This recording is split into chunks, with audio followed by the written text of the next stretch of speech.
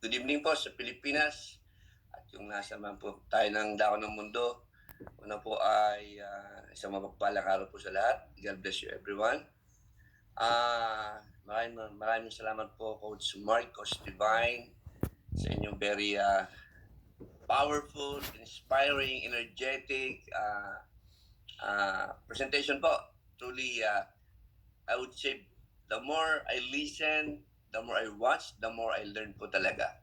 So, grabe po, ang dami ko natutunan and nakakatuwa po lalo na po dun sa very touching yung sinare mo po si Divine. Ilang taon po ba yun yung batang nagpapala? Ilang taon ba yun? I think, Coach, kasi ito po yung story from Coach Fernan Team po, no? Na naantig yung puso ko nung sinabi na, I think 8 years old or 9, ganun po. That's a very touching po na isang bata na nagkaroon ng nakaintindi, nakaunawa at nagkaroon ng vision, which is parang bigla rin po akong nagbalik tanaw nung ako po ay bata pa rin nasa Pilipinas.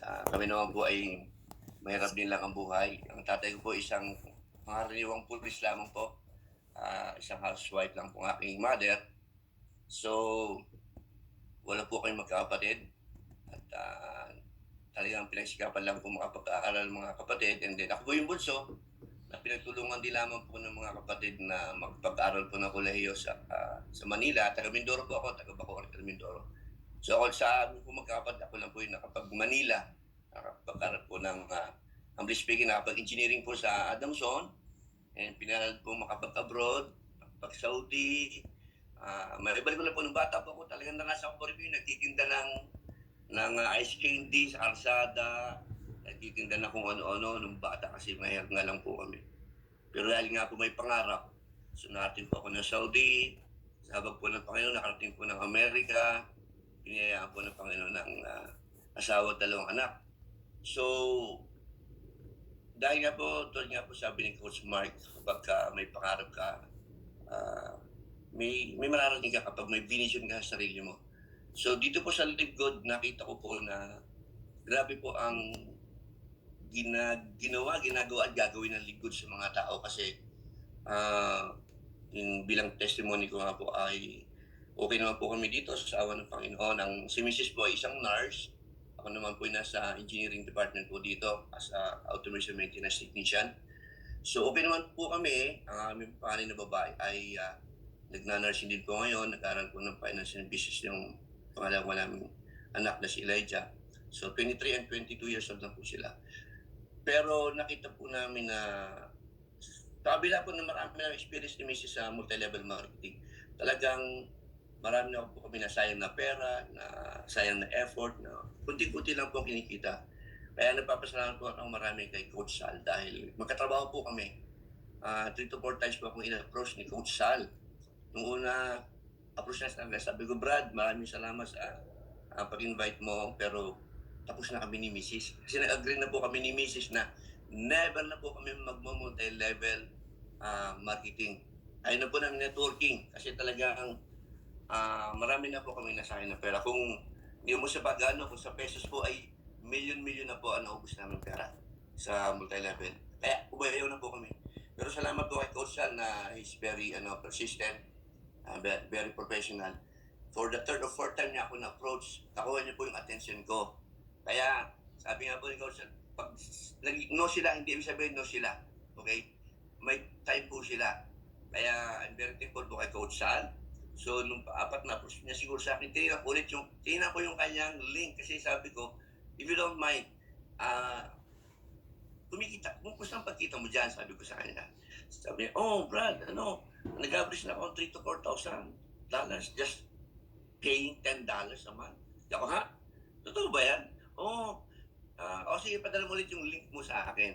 So, pinanood ko siya, doon ko nakita, wow, iba ito, sabi ko. Sa lahat ng mga networking na punta lang, iba ito. Nag-sign up po ko agad ako, tapos sabi ko kay Mrs. tingnan mo to. Sabi niya, ano na naman yan, nakala ko ba, nag-agree na tayo, hindi na tayo mag-networking. Tingnan mo lang, sabi ko. Tingnan mo lang. Tingnan mo niya kaagad, nakita niya, number 1 po sa, in this time in multi-level marketing. Check na sa YouTube, nakita niya si Coach Fernan. ang dami na pong kumikita, ang dami na guminawa ang buhay. Sabi ko, sige, sanap tayo. Sabi ko, nakasanap na ako. Sabi niya, pag yung sinabi sa akin, sabi ko, hindi, alam ko magugustuhan mo kasi maganda talaga siya. So, to make the story short po, gold na po ako ngayon. Talaga pong grabe. Isipin niyo po, inilagay ko po agad yung asawa ko, 2 anak. Pinusta ko po agad sila. I learned from Coach Sal na gusto mo agad ng family mo dahil makikinabang sila sa mga spillovers na hindi mo alam pwedeng may mapunta sa ilalim nila. Sa ngayon po, wala naman pong recruit ang aking asawa, 2 anak. Pero, yung spillover po sa kanila, nag-a-average na po sila ng around $100 every month spillover po nila. Silang 3. Okay? That is more than 5,000 pesos every month. And it's growing every month. Alam niyo po, yung first month ko na monthly income is only $6 and something. The second month ko po, that $6 something naging $68.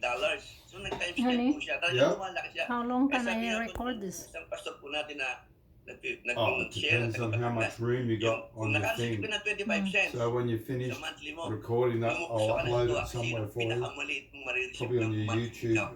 The next month, palaki na po siya. Second month po, nag-$68 ako. Third month, nag-$170 po yung aking monthly. So, ibig sabihin, talagang lumalaki po siya. Grabe ang gagawin ng libro sa atin, kaya maging, sabi ko nga po sa mga representant ko, just look at it, not in a short period lang. Tingnan niyo siya ng 3 to 5 years. Para kang nagtanim ng isang puno, hindi ka naman pa nagtanim ka ng puno ng mangga, may bunga na agad in few months.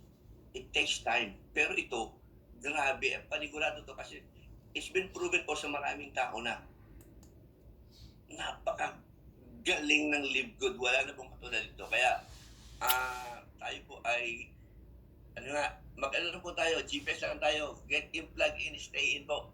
Keep on sharing po. Ngayon po, for the glory of God, yung pong director namin ng USA, ang charge po namin sa buong USA, na nag-sign up na po sa good kasi nagustuhan niya yung product. Kasi medyo may na rin naman po yung mga pastors po natin.